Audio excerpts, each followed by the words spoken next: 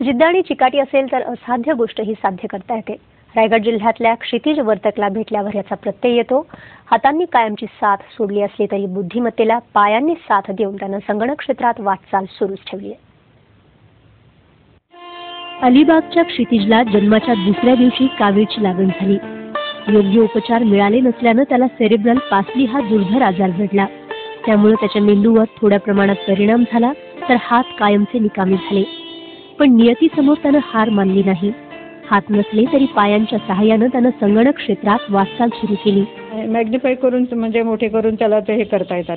मग त्याच्यावर तो वाचतो. त्यामुळे मग पेपर वगैरे असायचे तर पेपर पुस्तकं वगैरे बाबा का मी वाचून दाखवायचे आणि फक्त वाचून दाखवलं उत्तर त्याचा एवढा एक तो म्हणजे ऐकू एवढा त्याचा चांगला की एकदाच फक्त त्याला सांगायला परत त्याला ते रिपीट करावं नाही लागत.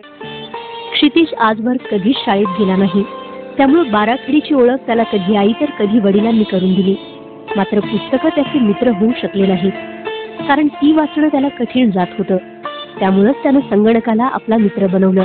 आज MSCIT परीक्षा तो 84% गुण घेऊन पास झालाय. अॅनिमेशन क्षेत्रात त्याला पुढची वाटचाल करायची आहे. तर त्याची अशी इच्छा आहे की मम्मी मला ॲनिमेशन करायचं आहे, सॉफ्टवेअर माझं स्वतःच हे करायचं आहे. सॉफ्टवेअर त्याच्याच आहे पण त्याच्यात त्याला प्रोग्रेस करायचा आहे.